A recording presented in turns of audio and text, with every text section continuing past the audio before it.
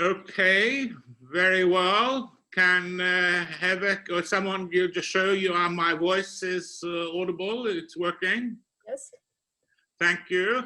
Good morning, good afternoon, good evening to colleagues here in New York and those on other time zones.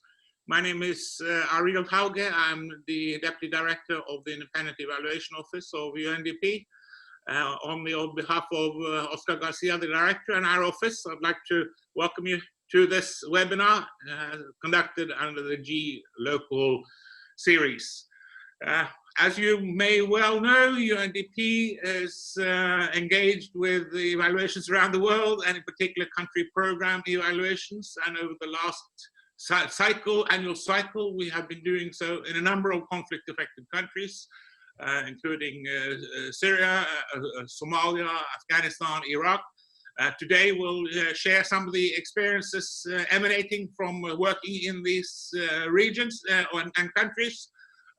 For me, there's little more to add other than to introduce to you the moderator of this panel, who will be Heather Bryant, our Chief of Capacity Development Section. Let me only remind from the outset, be helpful if people keep their microphones on mute.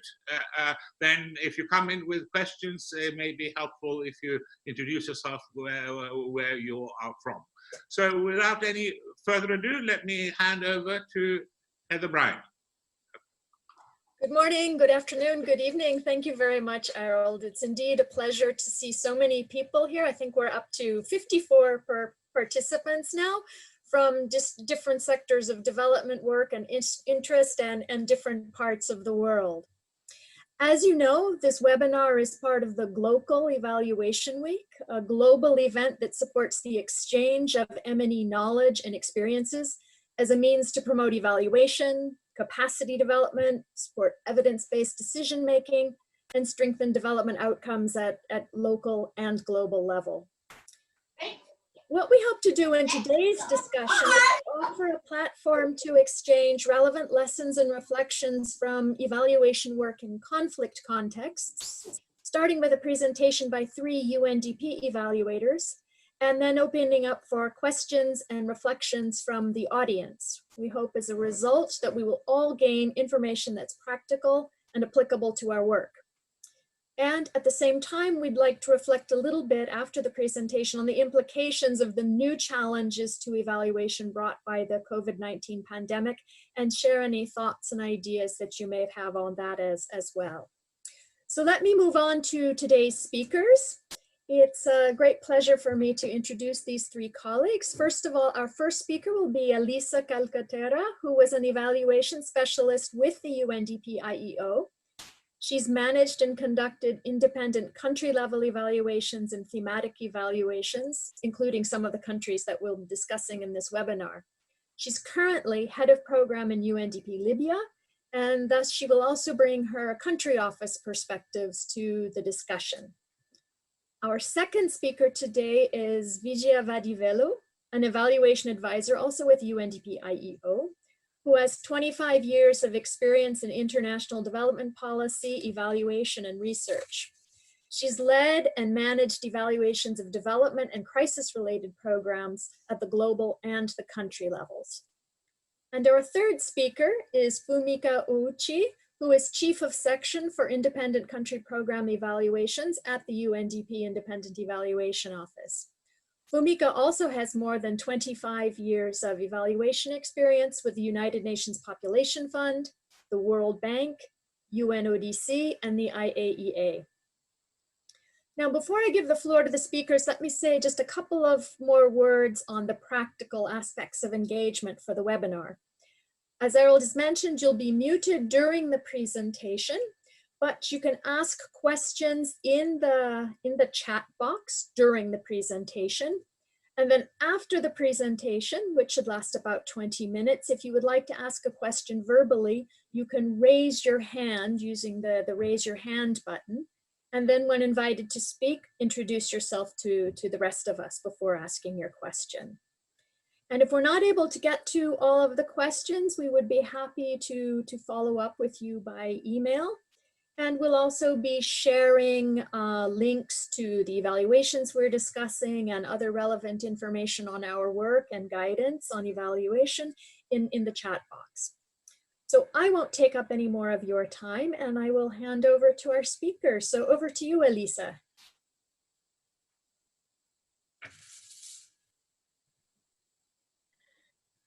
Thank you very much, Heather.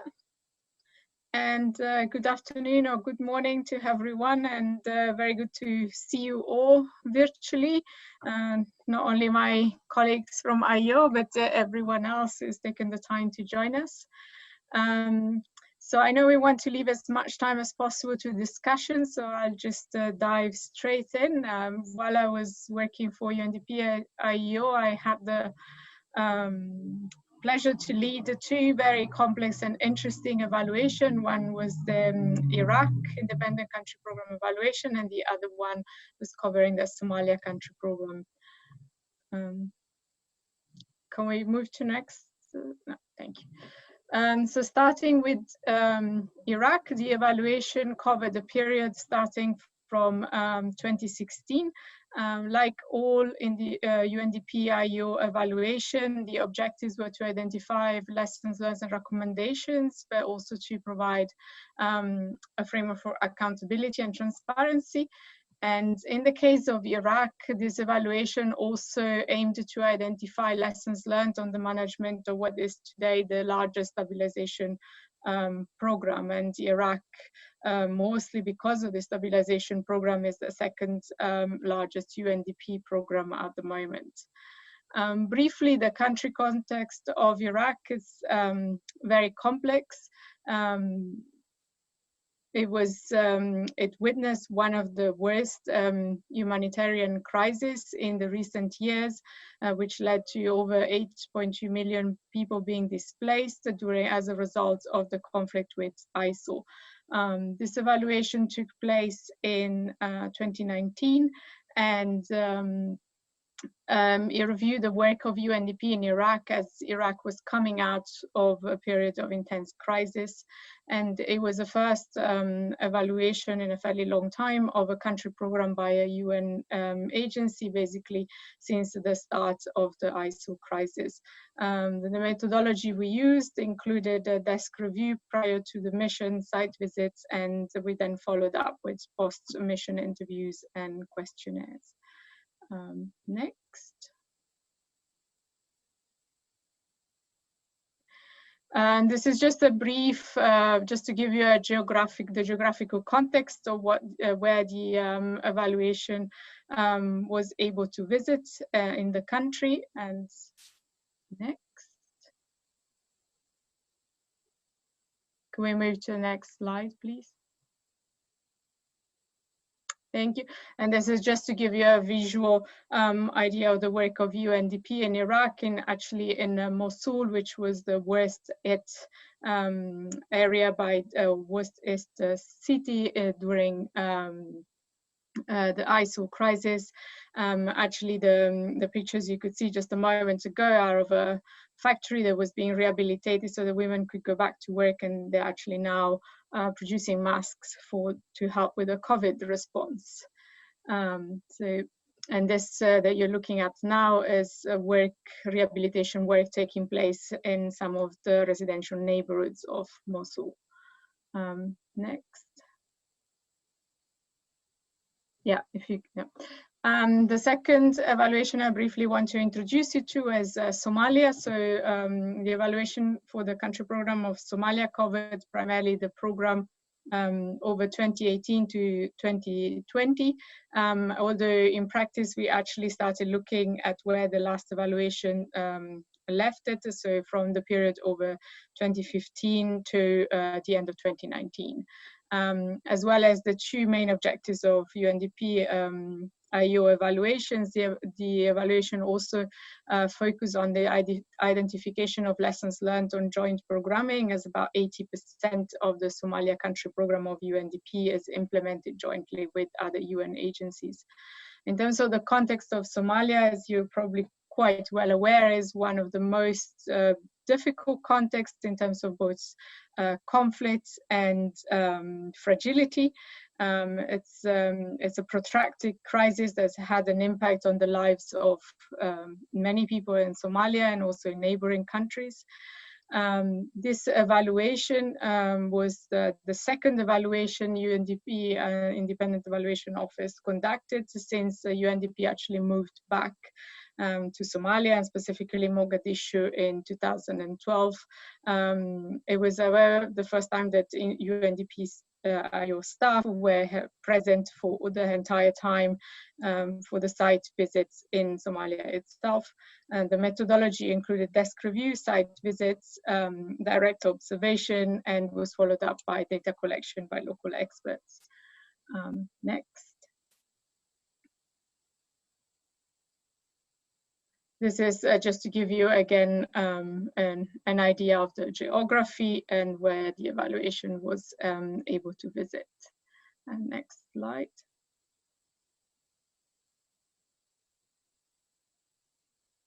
Okay, you could move on to the next. Thank you.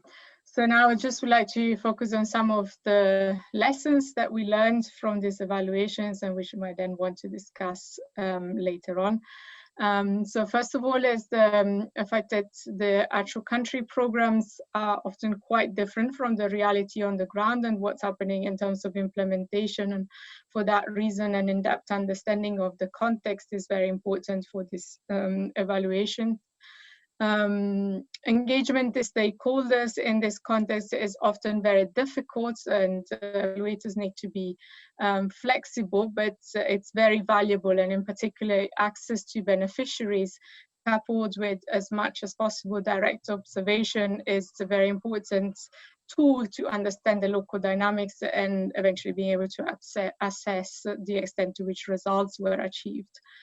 What we also learned is that detailed pre-mission preparation is often very difficult. There is limited availability of country offices to support this exercise, and there's also a shortage of information.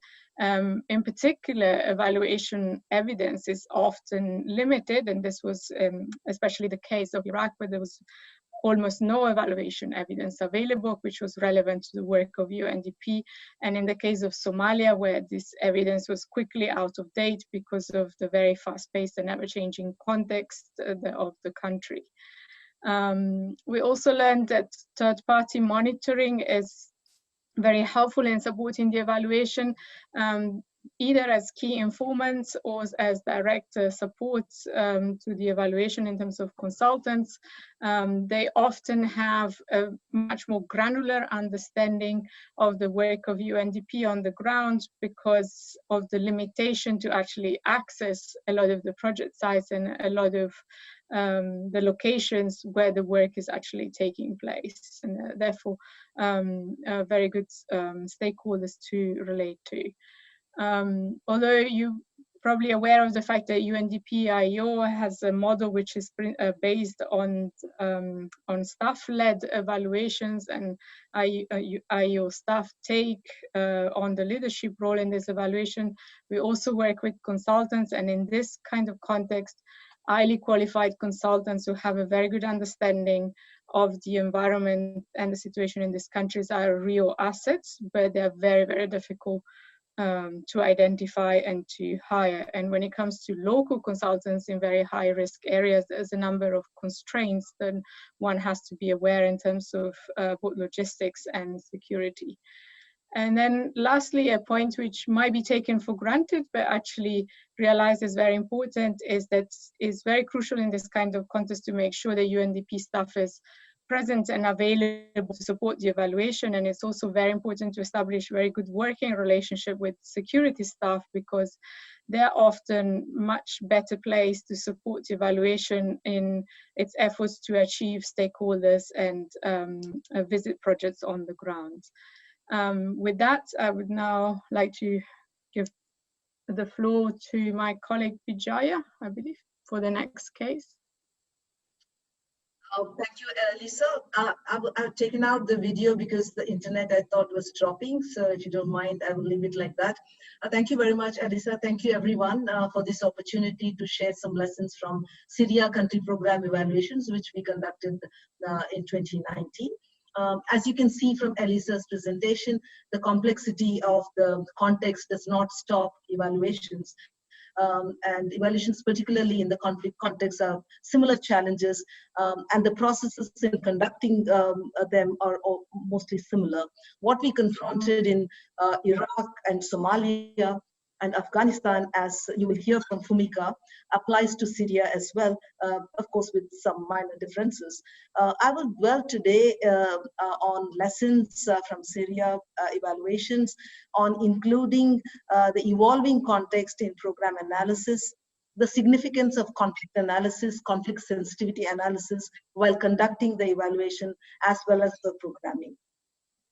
Let me begin with the context of Syria country program, those issues that have relevance from the UNDP program perspective.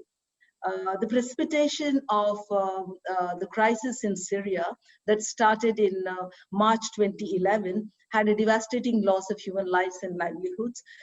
Almost 5.65 million registered Syrians have fled to neighboring countries for asylum. 6.2 million are displaced within Syria, and the casualties were 400,000 according to UN estimates. The impact of the war on the infrastructure has been huge. Sanitation and electricity systems were destroyed. Hundreds of hospitals and schools were razed to the ground. The destruction of the housing is massive. And the crisis has reversed the development gains in the country by 3 decades. And Syria has dropped from a middle-income country to a low-income country, which severely impacted the human development in the country. The conflict has precipitated economic collapse, and the unilateral sanctions by many countries are affecting economic growth in the country. Lastly, a key point is human resource capacity depletion due to unprecedented displacement will have long-term consequences for the institutions in Syria and the services as well. Next slide, please. Unless the reconstruction, next slide, please. Unless the reconstruction and development needs are addressed, there is a risk to the fragile peace. These are some pictures from the previous slide, please. Unless the reconstruction and development needs are addressed, there is risk to fragile peace. These are pictures from Aleppo, and the work which the young men are doing is in the heritage center, city center, where the roads are very narrow and people have to really manually remove the rubble. Next slide, please. In terms of the UNDP's program, on an average annually, UNDP program portfolio is 80 million USD. Key areas of UNDP program are infrastructure, rehabilitation, restoring essential services, employment and livelihoods, and social cohesion. Although not by its own choice, UNDP's role in Syria was largely confined to humanitarian mode of support, impacting its development mandate and role. Next slide, please. About the evaluation design, for this evaluation, conflict analysis was the basis for data collection and analysis, which I'll come back to in a minute. Except for this, the theory of change and the methods we used were the regular ones, so I will not spend more time on that. I must add that one of the highlights of the evaluation was getting the permission of the government of Syria to not only visit the country, but have meetings with government entities at the national and subnational level, and visits to Aleppo, Homs, rural Damascus, which may be a simple, normal thing in other countries, but it's a big deal in Syrian context. And also it shows the goodwill UNDP has established in the country. Besides this, the visits were very important in understanding the intensity of the program context and the immense reconstruction and development needs that are needed. Next slide, please. Now moving to the big takeaways from the evaluation, which I'll quickly go through in the interest of time. but we'll be happy to come back during the discussion first. While arriving at the evaluation judgments, program decisions should be seen within the perspective of different contextual periods. When evaluation was conducted in 2019, the decisions taken in 2015 and 2016 seem falling short in enabling a stronger program response. We recognized it is important for the evaluation to locate the program analysis in the context of 2015 and 2016 before making judgments on UNDP's role and performance, and to avoid misinformed evaluative judgments. This leads to my second point, that one way to ensure evaluation analysis is informed by evolving context dynamics is in crisis settings, is that evaluation design should be informed by conflict analysis. Briefly, as you know, conflict analysis is structured inquiry into the causes and potential direction of conflict, its progression to identify opportunities for managing and resolving disputes, but also in identifying appropriate program response.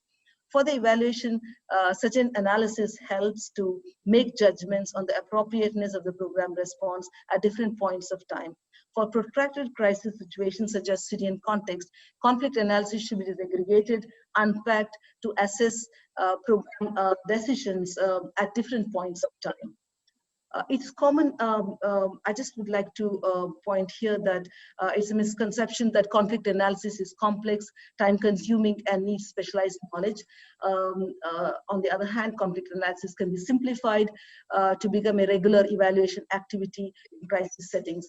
Having said that, a structured approach to this is essential to identify and examine evaluation assumptions about the drivers of conflict and the appropriateness of program response.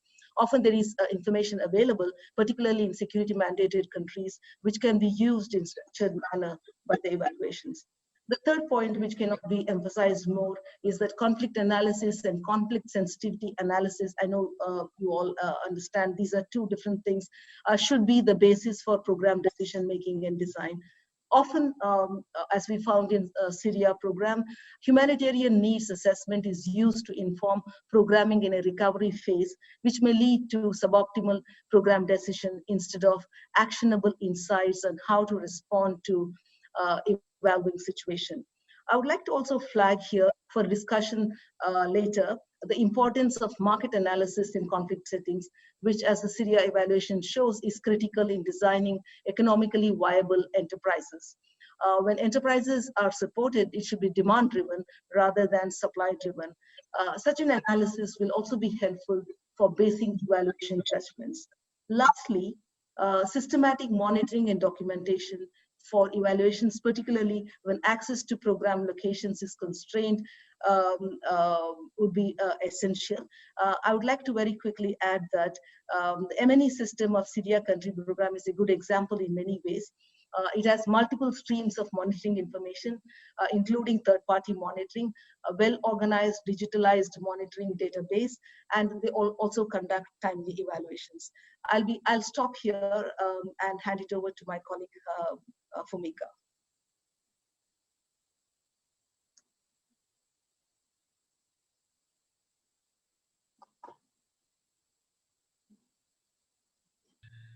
I need to unmute. Good morning, good afternoon, everybody. The Afghanistan evaluation was conducted last year as part of our country program evaluation work plan. And the program we looked at was the current program of 2015 to 2019, which is now extended by 2 years to 2021. The program had 4 major areas, including the rule of law and human security, governance, livelihood and resilience, and global fund. The average annual expenditure for this period was $513 million, although the majority of the expenditure, for over 85%, was for a single program on ANP, Afghanistan National Police payroll management. In terms of context, it was really important for us to understand that when the country program was developed, there was a sense among development partners and government officials that they're finally able to work on long-term development after decades of conflict in the country. Just 1 year before, in 2014, presidential elections were held, marking the first democratic transfer of power, and the international military forces withdrew. And then also under the national unity government, the broader development framework, the decade of transformation was established. But as soon as our country program was launched, the security got deteriorated. And just like what happened in Iraq, our country office was unable to follow the program as it was initially envisaged. At that time, when we were there, the country was said to be in a protracted crisis. Another point was that during this period, there was a strong pressure from the government, particularly President Ghani's office, to UN, particularly to UNDP, that we need to demonstrate efficiency and effectiveness in our program. So the UN agencies, including UNDP, were subjected to a series of portfolio reviews led by the government. In terms of methodology, the standard, as explained by other colleagues, we did a lot of desk reviews of documentation, interviews and focus groups. The mission was conducted last year between January and February, and the team visited the capital, Kabul, also to 4 sub-regional offices of UNDP, which are in Herat, Jalalabad, Mazar, and Kandahar. We also try to use construct the theory of change for the programs that we're looking at in order to understand the programs better. Next slide, please. The challenges, we've had many, very similar to other countries. I have just 4 points here. The first one is the complexity in the country context and players. For example, the government, the national unity government, was really was represented by 2 parallel political camps, one led by the President Ghani, and then the other Chief Executive Officer Abdullah. Each of them, of course, had an influence on different ministries. So, for example, UNDP was working with Ministry of Economy, establishing the SDG Secretariat, and so forth. Which was really under Mr. Abdallah's camp, but then we were not really working with the Ministry of Finance, which controls the finances, which was under President's office. There are a lot of actors in Afghanistan, with the donors, major donors, with a lot of course, interests. But within the UN system, the UNAMA, UN Assistance Mission in Afghanistan, is operating under the UN Security Council resolution, and they have had a significant role in our work. They're not just a political entity as envisaged, but then they're also working on a lot of development areas, including election support and gender area, which UNDP has been also working on. And then, of course, there are a lot of colleagues, over 20 agencies from the UN agencies, the humanitarian colleagues with their umbrella framework of humanitarian response plan. And then agency like us, UNDP, with so-called the development banner under the UNDP, and then now it's One UN in Afghanistan. When we were there, the government was said to be controlling only 60% of the country. And so the large territories of the country were said to be under non-state actors' control, including the Taliban's. The limited data availability, documentation availability is the same for in other countries. We had a lot of corporate reporting related documentations, reports, but when it comes to program related progress, achievement, results related information, they were extremely scarce, including a very, very limited third-party monitoring data. The third point is the fluidity in mission planning. we had a lot of prep work before our mission and then before the evaluation. But the actual mission plan was finalized only at the time when we actually arrived in Kabul. There are a lot of daily changes, adjustment made in our meeting appointments, field visit plans due to security and also mobility restrictions. We were unable to travel by road outside Kabul, and of course, but there are limited domestic flights available. And for wherever we go, whoever is traveling, there are a series of security clearances that have to be done on a day-to-day basis.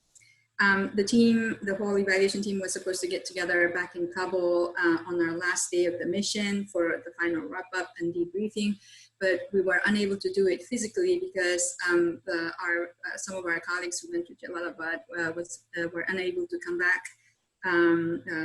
And so we had to do the follow-up activities, including interviews and so forth after the mission.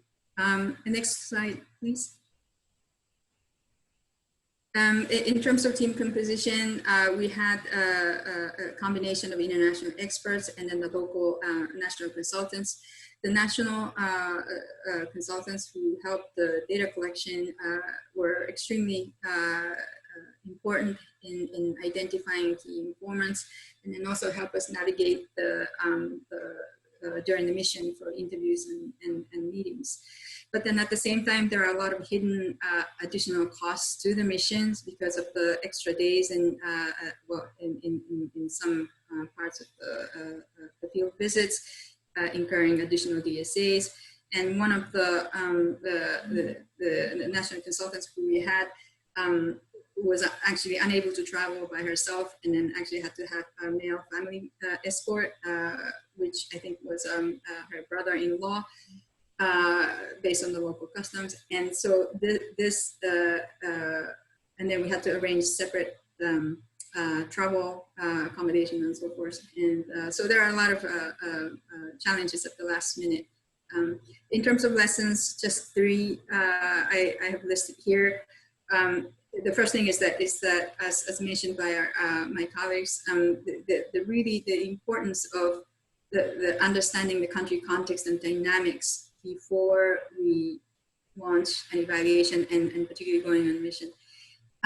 It's not just about understanding the programs under review, but then really understanding how the system works. Within the government, there are different political parties working with their respective line ministries. Within the UN system, in case of Afghanistan, there are development partners like us, humanitarian actors, and then of course peace actors. And the triple nexus really needs to happen, and how each of these different groups work, what they do, it really needs to be understood before we launch an exercise. The document reviews, of course, and including the third-party monitoring data, if you have them, would be extremely helpful, and try to get as much insights as possible from those who have conducted an evaluation in the past in the country. And excuse me, for us, the information from our audit office, for example, who did the country level audit just 1 year before, talking with them was extremely helpful. And then of course, those who are in the country office and then the regional bureau. The second point is engaging with local think tanks, research institutions, academia, should be really explored. This is something that we regret we didn't do, but really help strengthen our data collection and analysis. And this is particularly, I think, relevant to the current, the challenges that we're all facing as evaluation practitioners in the face of the COVID-19 pandemic. Thirdly, having multiple options facilitate the planning. Sorry, the last part seemed to be missing out of screen, but always having not just plan A, but then plan B and C are extremely important. If you have a list of projects that are going to look at focus in an evaluation, actually some of the projects intended may not be able to be possible, and you may have to pick another projects to look at and so forth. So it just, in terms of evaluation planning, the budgeting, including flexibility, is significantly important. I will stop here. Thank you. Over to you, Heather. Many thanks to Elisa, Vijaya, and Fumika for this very interesting presentation of their experiences in a number of different countries where they've illustrated that it is possible to do evaluations in contexts that we might initially wish to shy away from, and that there are several lessons, including the need to be flexible, to rely on as many different data sources as possible, and to not only have plan A, but have a plan B and a plan C as well. So we already have several questions coming up in the chat here. And if you would like to ask one verbally, you can raise your hand, but let me go back through the questions here. We have a comment from Ruben about the presence of UNDP staff. Ruben, would you like to turn this into a question for our speakers?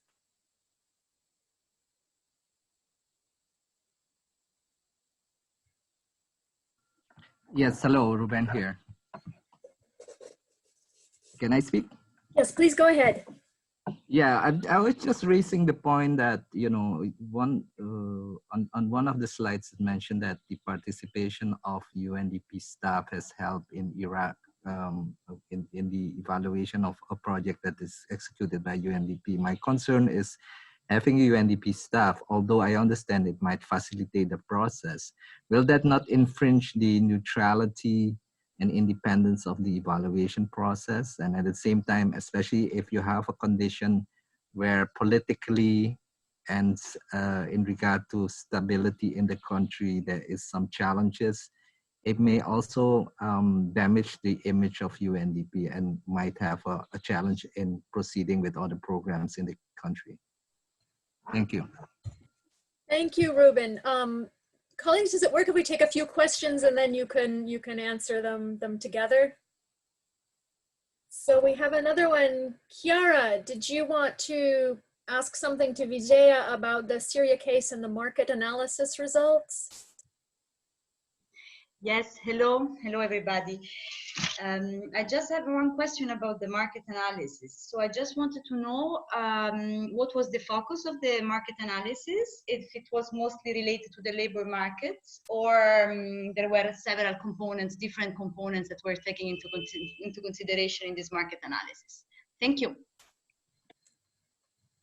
Thank you, Chiara. We have another question from 765893, who I'm not sure if they're still here. So I'll just read out the question for your consideration. This person says, I have just done an evaluation in Venezuela, and my experience was in a very dynamic situation. We needed a very adaptive evaluation approach with a rapid evaluation model as things were evolving rapidly. Is that experience true in these other cases? And then Umar Shehu, would you like to ask your question? And apologies if I'm pronouncing your names wrong, everybody. Hi, everyone. Yes, great presentation, by the way. So I just wanted to know to what extent did some of these issues, like especially around the availability of the data, especially in the emergency context, affect the monitoring, the evaluation exercise? Was it so significant that it had to lead to use of third-party monitors or such and such? Thank you. Okay, and then we have a couple of questions related to gender. Dr. Shushita, would you like to ask your question? Yes, thank you. I hope you can all hear me. My question was in the context of Afghanistan, and it was about Fumika, like if she could make us understand the gender dimension, and if we could understood it better. Thank you. And we had a similar topic from Lilia. I don't know if you'd like to add anything there. Hi, can you hear me? Yes. Hi. Yes, I wanted to ask whether it was possible to implement gender-responsive approach to these evaluations. I understand that the context in these countries is very difficult, and it would be interesting to know how the teams managed if it happened. Yeah, thank you. Okay, thank you, Lilia. We also have a question from Sujita, who has raised her hand. Sujita Bhattacharya. You're muted, Sujita. Thank you very much, all three presenters, for excellent presentation and sharing a lesson learned. It's very, very informative for us. So one quick question or query to all the three presenters is related to evaluation management. Especially we as a country office team, like we manage the evaluation. So I was wondering the lesson learned regarding the institutional arrangement or evaluation governance that is set for this evaluation, because I can already foresee a lot of issues there, because there are different kind of actors. As you rightly mentioned, there are humanitarian actors, peace actors, development actors, there are political issues, there are from government, non-government, right? We have a donor part also. So it's really, really challenging to bring all of them on board and, like, initiate this evaluation. So it's also will affect the acceptance of the evaluation report, because no matter how good the evaluation methodology is, how good the evaluation report is, if that is not accepted, then it will not be in use and the management response cannot be initiated for that. So what is the lessons that you can share to the team? How should we manage this kind of evaluation in terms of evaluation progress? Thank you. Okay, two more questions. First from Ramiz Uddin and then from Riyad Fakhri. Ramiz? Thank you so much. Yeah, Ramiz from Bangladesh. I have two specific questions, very short. One is that in Bangladesh, we are trying to use data innovation, open data platform, and also data analytics. How this data innovation can contribute in evaluation. So in this context, in different way, the open data platform and also data innovation and real-time data analytics can help in evaluation. So do you have such kind of experience that the real-time and then also open data platform with some specific disaggregation, like to help in leaving no one behind? So how data platforms helping in evaluation? Thank you for your question, Ramiz. Riyad? Thank you very much. I'm Riyad Fakhri from Morocco. I have a little question. It's about if there is another evaluation about Arab countries, especially after the what we call Arab Spring, Tunisia, Libya, Egypt, Syria, especially. Thank you. Thank you very much. I think we will now turn back to Elisa, Fumika, and Vijaya to try to answer these. We have about 15 minutes left, so if I could perhaps give you each about 4.5 minutes to try and answer some of these. And if we don't get to all of the questions, or we're not able to answer them in a great deal of depth, we can put together a little note, and if you're interested, you can send us an email and we'll share the information with you. Fumika, would you like to start?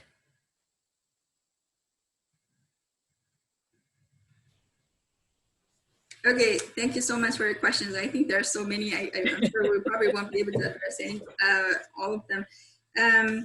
Let's see. I will start with the gender in Afghanistan, because that was my country. There has been a major program under governance to address gender equality, women's empowerment in Afghanistan, which UNDP has been working closely with UN Women and then others. This is a really culturally deeply rooted issue, and I think the overall evaluation was that our programs made a lot of contributions, particularly in terms of supporting the eval law, elimination of violence against women law. But then at the same time, a lot has to be done. I think that the efforts have been rather sporadic, concentrating on the single programs. And so I think the overall evaluation was that this area was particularly requiring more attention. The report, by the way, for this evaluation is in the final production phase, so it should be available on our website very soon. What else? In terms of evaluation plan in Arab states area, yes. So last year we had a lot of country program evaluations in the Arab states, including Lebanon and Syria, which Vijay just talked about. But then we've also had in the past Yemen. And then this year, I think we have evaluation review, well, the independent country program review on Saudi Arabia being conducted later this year. So that will be coming up. I encourage, I invite our colleagues to visit our website, the Independent Evaluation Office website of UNDP, which has a list of all the reports prepared, evaluations conducted in the past. Let me stop here. I'll give it to, yeah, Lisa, Vijaya. Elisa? Yeah, thank you. Wanted to address the point about UNDP staff presence. Yes, the points are very valid. I think just to clarify in the presentation about Iraq, what I meant is that UNDP staff is not participating in the evaluation process, but should be available and present to support the process in terms of access to information and the whole structure of the evaluation. And also just to clarify, the UNDP IEO staff are leading evaluations, but IEO is an independent office. So it shouldn't, the two shouldn't be confused just because the words UNDP in the same sentence. And then I think there was a question on data quality. I think this varies based on the context. I believe Vijaya can speak more about the quality of the data that she was able to use for Syria. But certainly, at least in my experience in Somalia and in Iraq, it was very difficult to have good, solid information. And like I said, in Iraq, it was to the extent that there was no evaluation evidence available. So I would say for that reason, it is important to tap into all the available sources. Of course, one has to be careful about any potential conflict of interest or other issues. But for that reason, third-party monitors, and not only UNDP third-party monitors, but also those collecting information for donors and other agencies, often a very good source of information and should be considered key informants. I think those are the two key points I want to address. In terms of an evaluation of Arab countries, I am not aware of an evaluation across, but as Fumika said, everything that we have available is on the website.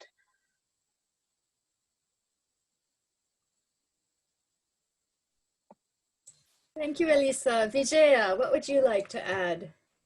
There are a couple of questions which I would like to take up. One, there was a question on Syria market analysis. The point which is made was Syria country program is yet to carry out a market analysis. When there is economic revitalization, particularly small enterprise development programs are initiated, a market analysis is very essential. But there are other examples where other country offices of UNDP have carried out this analysis. I'll be happy to share.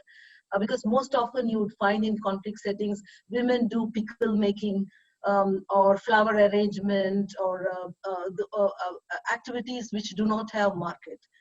So it is very critical to look at what the market needs and do it. So that was the point about it. I would like to also take up the question on gender responsiveness. In the case of Syria, there was a very unusual thing which has happened because of the crisis. And this is a very sensitive thing and nobody would like to raise it and talk about it openly. The gender balance has been significantly impacted. Only women are left behind, all men have left. They went to other countries or some of them have been killed, young men have left to the neighboring countries. So this has significant implications for programming. How does the country address development? Women who never worked before, how they can be engaged in work. This is very significant. In IEO, we use a gender approach to look at how gender has been mainstreamed across program areas. In addition to that, we also look at the targeted programming.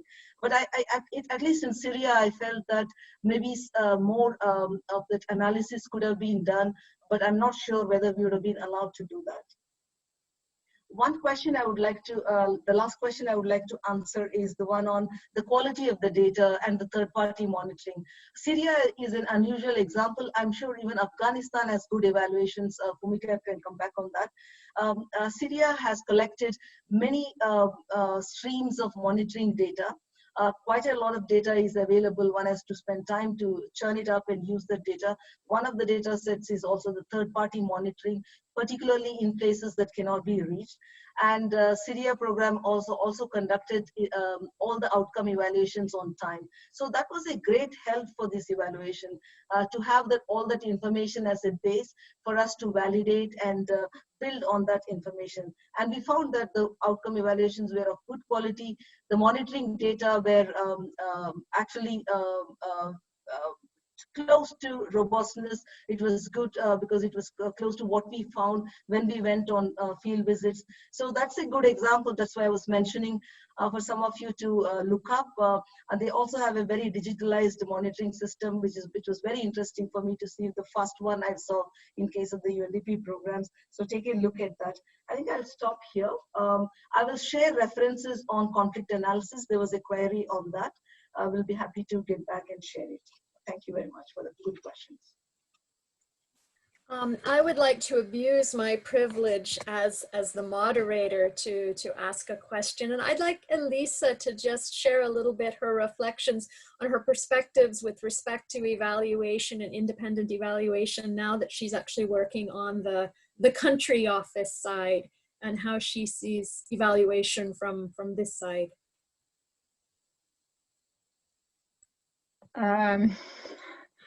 So thank you, Heather.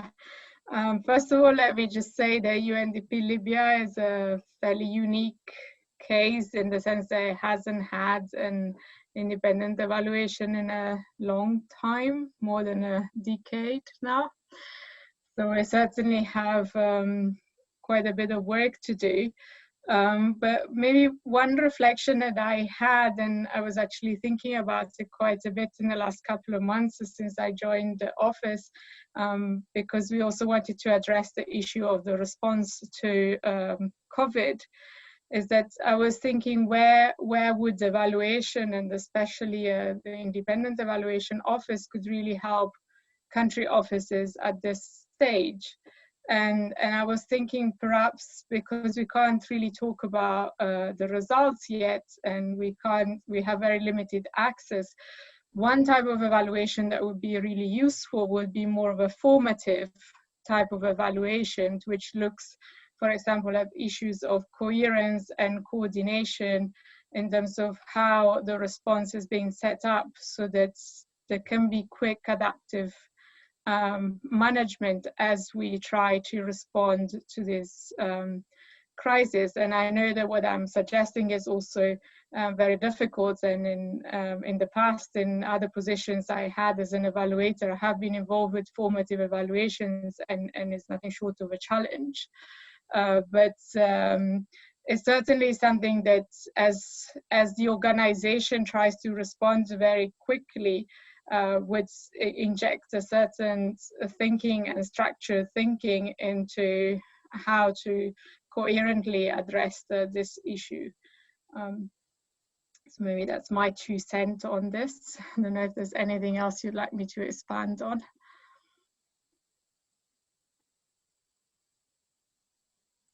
No, that's great. Many thanks, Elisa. Fumika, would you like to sort of wrap up a little bit? We also have a question about, you know, how are we adapting to the current situation with the pandemic and the limitations to the field visits? Would you maybe like to just give a very quick summary of some of the things the IEO is doing in this regard? And then we'll hand over to Harold for a quick closing. Sure. I think when this webinar topic was proposed, we were only thinking about conducting evaluation in countries affected by conflicts. But then the COVID happened, this pandemic happens, and there's really a similarity in the two when we conduct an evaluation as a professional. And then that's really, both of them have really, the biggest challenges is that we have been very limited in our ability to actually, of course, visit the field, conduct the data collection ourselves, and so forth. So, and then everything has become virtual.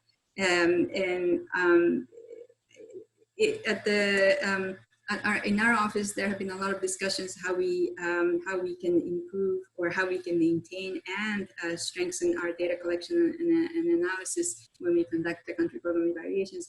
But one of the things that we have been recently stressing and is still exploring is how we can better engage with the local think tanks, research institutions, academias, when we do this, when we conduct this type of assessment, because they're there and we are not able to travel. And earlier on, we were only thinking about this from the perspective of, yes, let's find a national consultant from there. But then actually, it's really much more than that. They are in many cases, they're in a better position to really perhaps assess our programs, our agency's programs as well. We, as part of, for example, our country program evaluation and also the country program review that we're also launching, we are looking at the entire construct of our country program itself and see what is the quality of the results framework within the country program. And oftentimes what we have found in the past was that the selection of indicators, performance indicators, is really is not appropriate. The description of goals, outcomes are broad. There are a number of issues in the program, the construct of the results framework itself. So this is one area that I think we could be exploring more with locally existing people with knowledge and experience in looking at various subject matter like sector issues, and then also the work of sort of multilateral agencies like UNDP. So that's one area that we have been looking at. Another area is is to really strengthen our data, the desk review component, which everybody does, but we have to introduce a lot of innovative means to it. And one of the areas that we're still exploring, and we have not been successful, is the utility of, for example, GIS data, satellite imageries, and so forth, in collaboration with our UNDP's Office of Information Management and Technology. So there are a lot of things that we can think about, but I would say we're still in the process of exploring how best we can conduct these evaluations. There was a separate webinar on conducting evaluations in COVID environment. There are a lot of resources I think are available. I would encourage colleagues to take a look at those. But it was really interesting for us to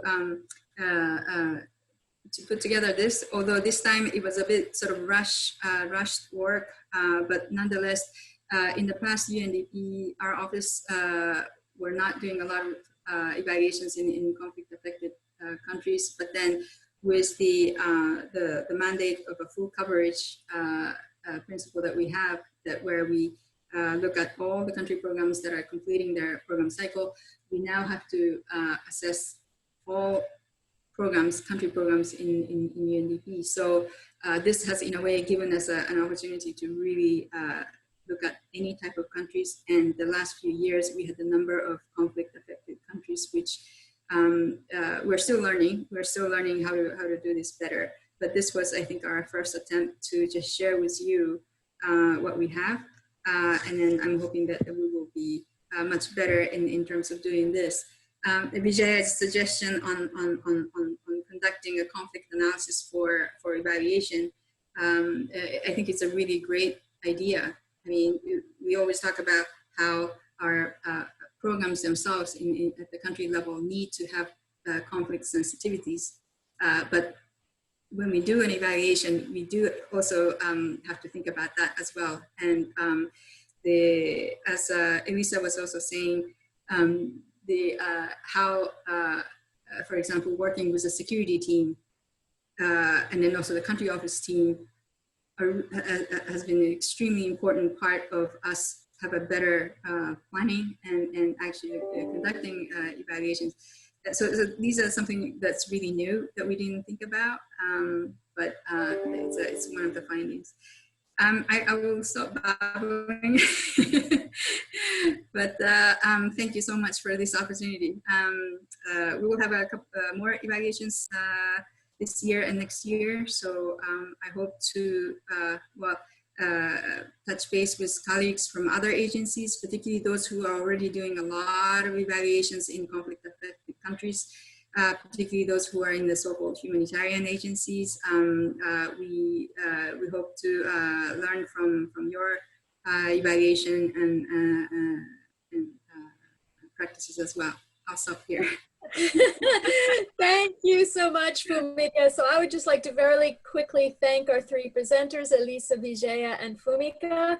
And I would also like to recognize Gente Conchi and Anish Pradhan, who have been working behind the scenes to help us put all of this together. And now I'd just like to hand over to Errol to wrap this up. And from my side, thank you very much for your active participation and your questions. Thank you. Just to thank again the panelists and colleagues who participated for the rich discussion.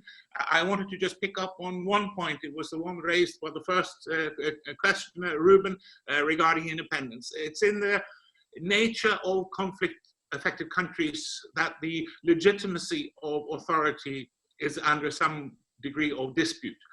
In those contexts, it is inevitable that at least at the level of perceptions, there are risks of questioning the legitimacy also of the UN and the UNDP, who at some level need to work with the comfort of government. From our office side, we have not shied away from findings that are to the discomfort of governments nevertheless, and we uphold the highest professionalism as possible. We do not do peacekeeping operations. That's a set of arena where UN may seek to prevail over government. But that's another sphere of the UN, not entirely what we do. Let me only close by drawing your attention to the Independent Evaluation Office website, www.undp.org/evaluation, or you just Google IEO and UNDP. You'll find there the referenced evaluations, as well as many others, including those that speak to other way of cutting your interest, be it Arab Spring or otherwise. Also, you'll find a repository of 5,000 or 6,000 evaluations that are searchable by way of topics, country, and any other filter to your liking. So with those few words, lastly, thanks again to everybody and to Heather for moderating the panel. Thank you very much and have a good afternoon.